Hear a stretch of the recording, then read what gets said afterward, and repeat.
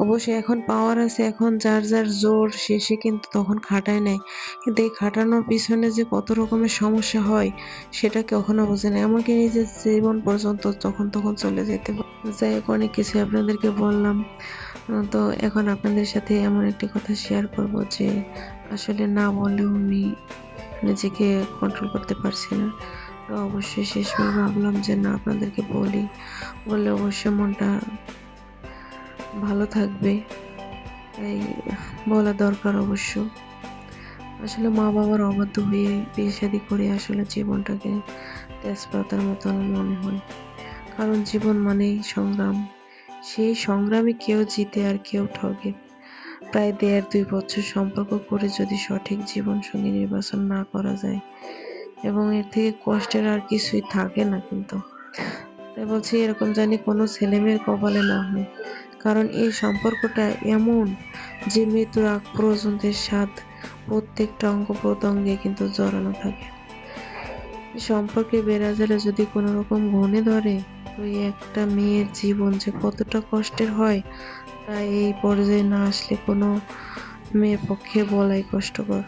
আসলে মেয়েরা এমনিতেই হয় একটু লাজুক টাইপের। তারপরও যদি স্বামীর সংসারে কষ্ট, কথায় কথায় স্বামীর বাড়ির লোকজনের অত্যাচার, এসব মেয়েরা সারাদিন অক্লান্ত পরিশ্রম করেও কিন্তু কারো কাছে মন পায় না। কারণ ওই যে তার সমস্যা একটাই, বাবা মার অবাধ্য হয়ে জীবনে ভুল মানুষকে বেছে নেওয়া। এখানে দেখা যায় যে তার মা বাবা, আত্মীয় স্বজন কারোর কাছে মুখ পায় না। আবার স্বামীর বাড়িতে শ্বশুর শাশুড়ি ননাস কারোর কাছে সাপোর্ট পায় না। আসলে তাই বলছি সবাইকে, জীবনে যদি এমন মানুষ কারো কপালে পড়ে, তার কষ্ট আর কষ্ট ছাড়া কিছুই নেই। এখানে আমি বলবো যে আমরা মেয়েরা যদি কোনো কিছু করে নিজেরা নিজেদের পায়ে দাঁড়াতে পারি, তাহলে কিন্তু অবশ্যই সব জায়গায় দাম থাকবে একটু হলেও। আর যদি কেউ দাম নাও দেয়, তাহলে কিন্তু নিজের প্রতি ভরসা থাকে। অন্যের উপর ভরসা না করে নিজেকে অনেক কষ্ট সহ্য করে না থেকে, আমার মনে হয় আমাদের মতো মেয়েদের কিছু একটা করা উচিত।